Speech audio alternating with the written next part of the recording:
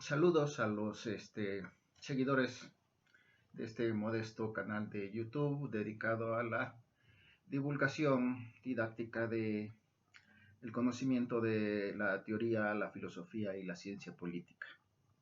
Hoy quiero compartir con ustedes un pequeño trabajo que elaboré hace un rato y que sin embargo mantiene cierta vigencia, sobre todo para los estudiantes que toman los cursos introductorios a la ciencia política.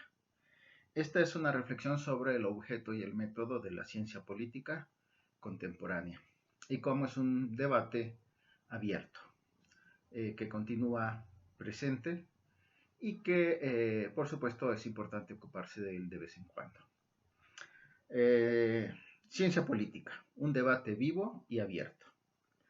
A principios de los años 60, Robert Dahl escribió un memorable epitafio al programa behaviorista de la ciencia política.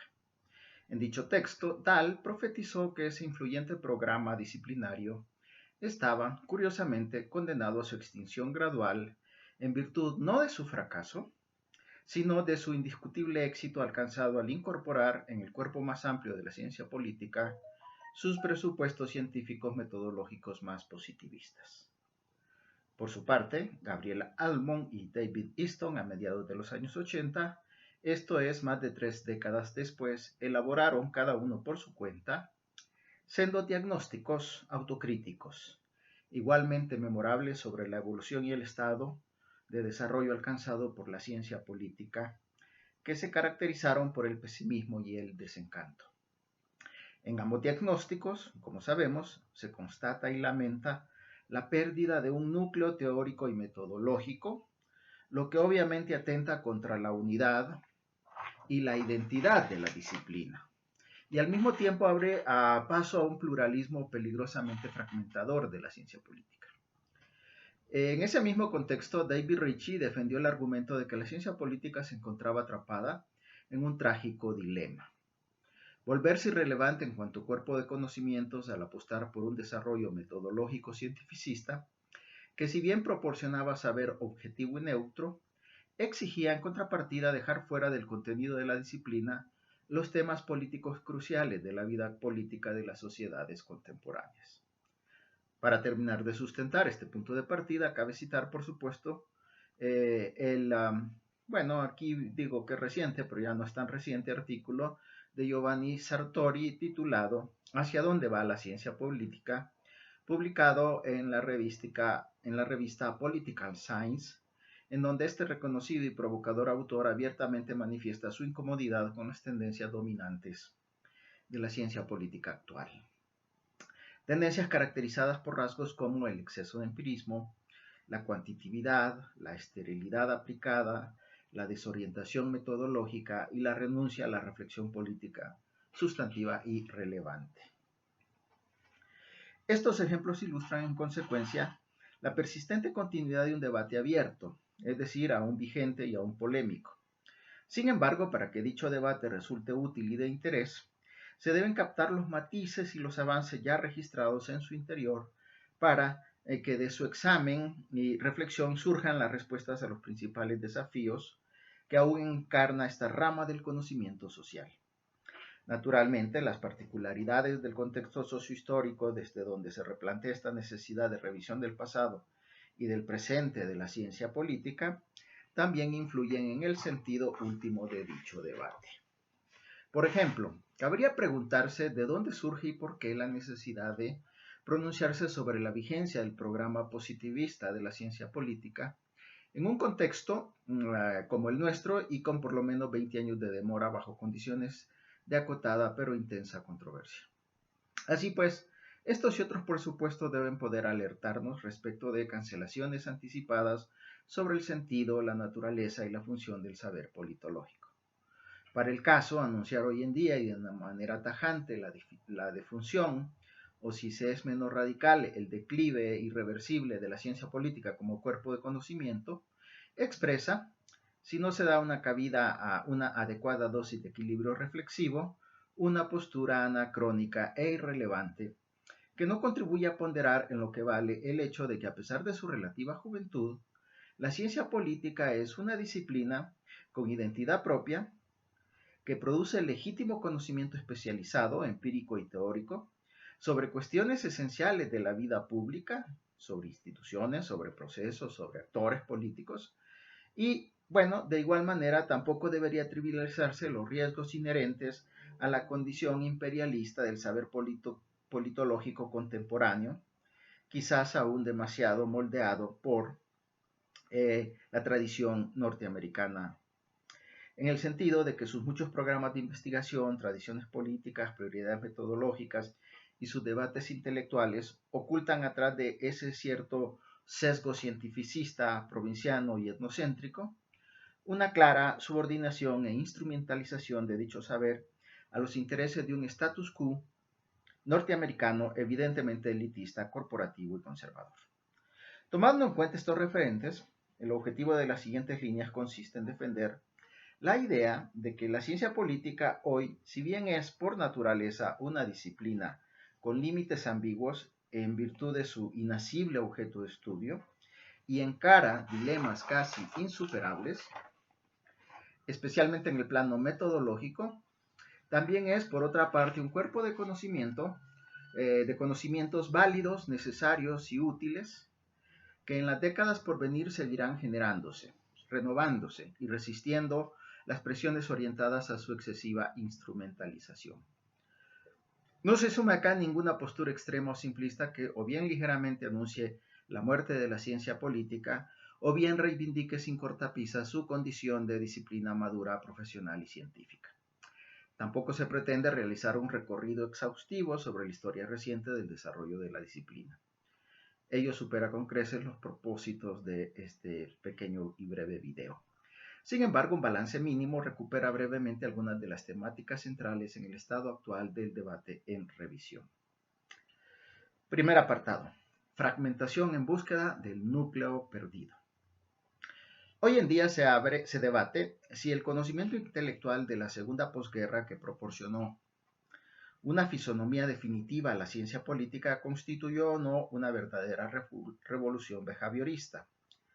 Quizás está fuera de discusión que los elementos del así llamado programa original de la vieja disciplina constituyeron un paraguas aglutinador de las distintas tendencias de lo que Easton llamó las etapas formal y tradicional, respectivamente, de la en su momento ciencia de la política estadounidense. No fue un logro menor, evidentemente, sentar la base de una estructura teórica común destinada a facilitar la sistematización de los conocimientos sobre los comportamientos políticos en un cuerpo coherente de saber. Sin embargo, este aglutinador paraguas behaviorista, constituido por al menos tres claros rasgos: a. La defensa de una orientación empírica al estudio del comportamiento político; b. El alegato metodológico a favor de una concepción positivista de ciencia; y c. Una legitimación política del pluralismo liberal, nunca logró proporcionar contundencia identitaria a la política entendida como objeto de estudio científico. Prueba de lo anterior es que después del fallido intento de Easton por recortar los contornos del sistema político en cuanto a objeto de estudio, no se haya vuelto a retomar esa decisiva tarea u objetivo disciplinar. En fin, hoy en día existen muy buenas revisiones de los puntos centrales de discusión del programa behaviorista, y todas ellas coinciden en mostrar cómo ninguno de sus puntales de tal enfoque de estudio sobrevivió incólume a la crítica. Naturalmente, el balance es un tanto desigual y de ello se desprenden consecuencias de impacto también diferenciado. Así, la neutralidad valorativa y la construcción de explicaciones y previsiones con base en leyes generales ha sido literalmente barrido del mapa de la discusión. Cuando mucho se aspira, en este segundo caso, a aproximaciones de rango medio, y en el primero, hasta en la postura o visión más neopositivista o neobehaviorista, se acepta no solo como deseable, sino también como algo necesario desarrollar una justificación o fundamentación normativa al programa intelectual emprendido. En cambio, la verificabilidad empírica y la búsqueda de objetividad, así como la cuantificación y medición, amén de la sistematicidad y acumulatividad, se han vuelto principios que nadie, en el uso cabal de sus capacidades cognitivas, busca afirmar con vigor integrista del dogma, pero que no obstante son en realidad todos ellos principios irrenunciables. Al menos en el sentido de que incluso para la teoría política de corte filosófico especulativa, fijada en el canon acumulado por la tradición y la hermenéutica, también se vuelve irrenunciable crear conocimiento sobre lo político a partir de la consideración o incorporación de inferencias o generalizaciones sobre la política extraídas de la evidencia empírica. De hecho, no deja de ser curioso que uno de los aspectos del debate abierto que más molestan o incomodan tenga que ver con la falta de claridad en la insuperable línea de continuidad del criticado y superado paradigma behaviorista respecto de la etapa post-behaviorista o post-empirista de la cual aún nos encontramos. Es decir, queda claro que el behaviorismo ya no orienta la disciplina en la actualidad, aunque en contrapartida la situación post-behaviorista no representa un logro revolucionario o un consenso ideológico comprensivo de la totalidad de la disciplina. Dicho de forma esquemática, el post-behaviorismo ha generado un frágil consenso en torno a las tendencias que definen el estado actual de la ciencia política. Este consenso es, sin embargo, insatisfactorio en muchos sentidos para los diversos cultivadores de la disciplina. La célebre metáfora de las mesas separadas, acuñada por Almond, sigue expresando bastante bien los contornos de dicho consenso. De un lado tenemos los aspectos problemáticos de la situación actual. La ciencia política es, como ya dijimos, una disciplina articulada sobre una incómoda y persistente fragmentación temática y metodológica. Es una disciplina que próspera materialmente hablando, pero agobiada por un innegable malestar subjetivo. Más grave aún, es una disciplina que no posee un objeto de estudio que esté claramente delimitado, que sea preciso conceptualmente y que esté libre de ambigüedades. Sin embargo, estos rasgos negativos se contrapesan con la tendencia que le proporcionan a la disciplina características profesionales genuinas. El dato más claro al respecto apunta hacia el innegable hecho de que, en palabras del propio Almond, y esta es una cita, en el siglo XX la ciencia política ha sido capaz de generar conocimiento cuantitativo y cualitativo sobre las propiedades de las instituciones políticas y sobre los criterios que usamos para valorarlas. La falta de objeto de estudio definido no obsta para que la disciplina en sus mejores expresiones se convierta en un área de conocimiento con un perfil propio y con una producción de conocimiento confiable. Los recuerdos puntuales sobre las áreas de generación de este conocimiento especializado, empírico y teórico sobre esos problemas fundamentales de la vida política varían usualmente en función sobre todo de la época o el contexto desde donde se elaboran. En un texto de finales de los años 90, el politólogo mexicano César Cancino, siguiendo una propuesta de Carol Pittman, ofreció una descripción de las líneas de desarrollo más importantes de la politología contemporánea. Acordes, valga enfatizar, con el desarrollo de los intereses asociados a la política comparada y a los temas de la macropolítica.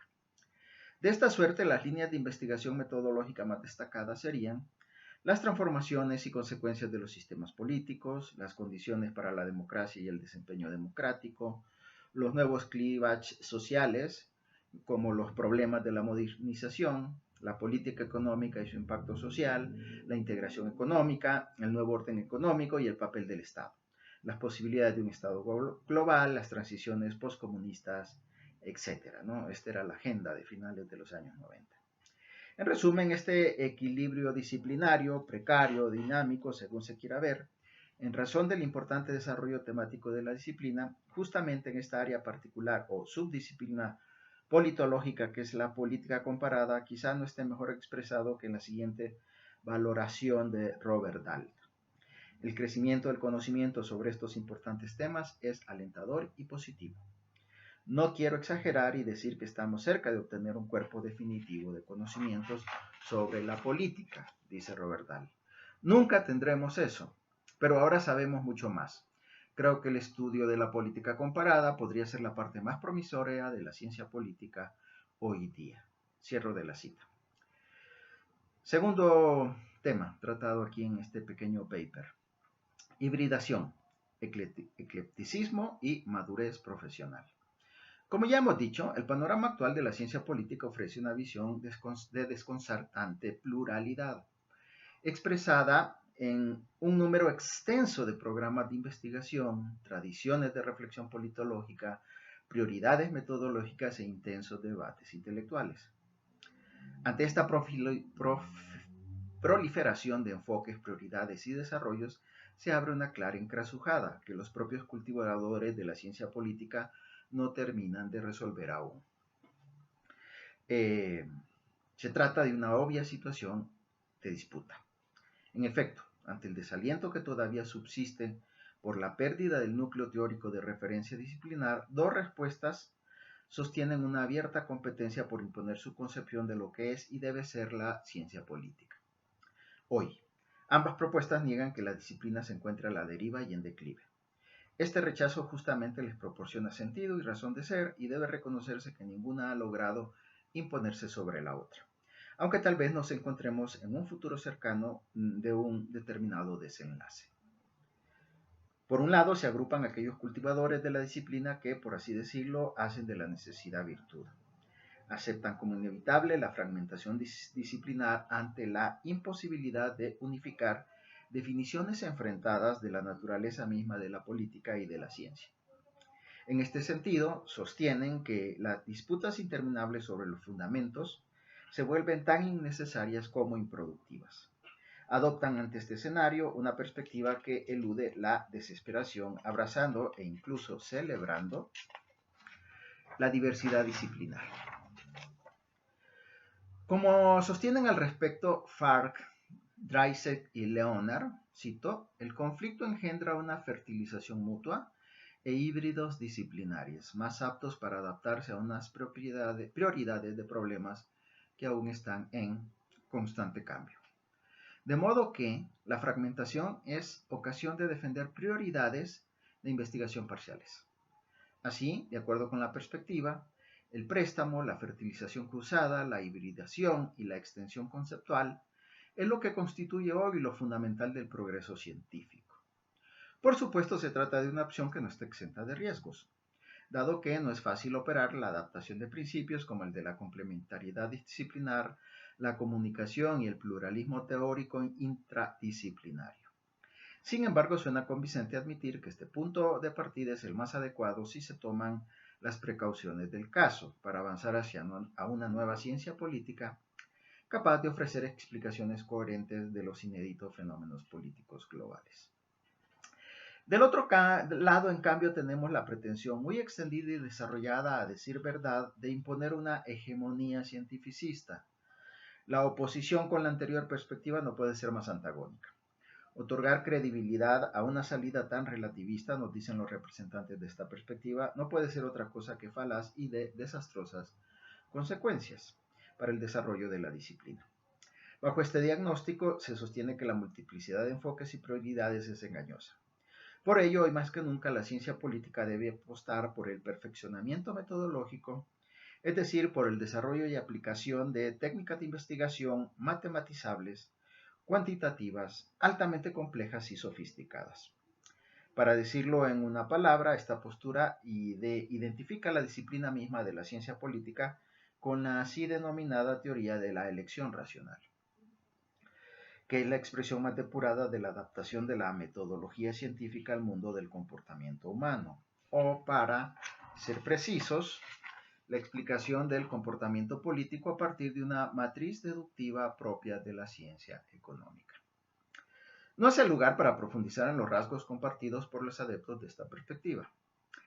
A la hora de analizar reductivamente desde una concepción de racionalidad muy acotada los fenómenos del comportamiento individual y colectivo en el mundo de la política. Tampoco tenemos el espacio para derivar de ahí un análisis de sus controvertidos logros y límites. Por lo pronto, basta señalar que este prominente sector de cultivadores de la disciplina goza, por un lado, todavía de una posición casi hegemónica en el ámbito institucional de departamentos y centros de investigación de la disciplina, y por otro, del rechazo entre los politólogos representantes del enfoque de la política comparada, el cual es patente, casi unánime y claramente escéptico. Como muestra de lo anterior, algunos rápidos pero precisos y contundentes testimonios. Dice Robert Dahl, y abro la cita: creo que la teoría de la elección racional ya alcanzó su punto máximo. Me parece que sus limitaciones se vuelven cada vez más claras, sobre todo después del periodo inicial de aceptación por parte de las personas que no entendían los límites de este enfoque. Si bien la teoría de la elección racional puede ser importante para abordar algunos tipos de problemas, no es una manera satisfactoria de enfrentar los problemas más importantes. Cierro la cita de Dahl. Por su parte, Juan Links afirma, y aquí abro nuevamente una cita: a mí me inquieta la ambición hegemónica y las pretensiones de superioridad de los teóricos de la elección racional. La posición que otras maneras de hacer las cosas son indeseables porque no son científicas. Cierro la cita. Para Links, además de la arrogancia metodológica, se esconde una esterilidad e impotencia empírica colosal.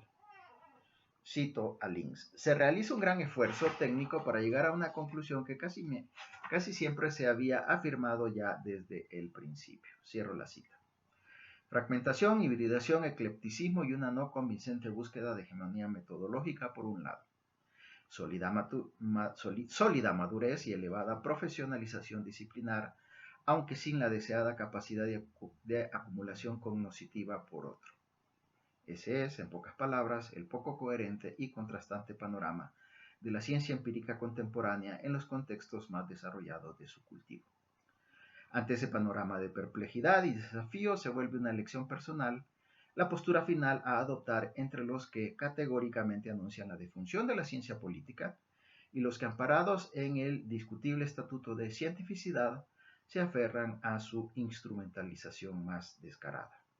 Lo que me temo en todo caso es que al grito de adiós a la ciencia política, las demandas de nuestras desafiantes realidades sociohistóricas continúen exigiendo la generación de conocimiento especializado y creíble en torno a los temas de macropolítica.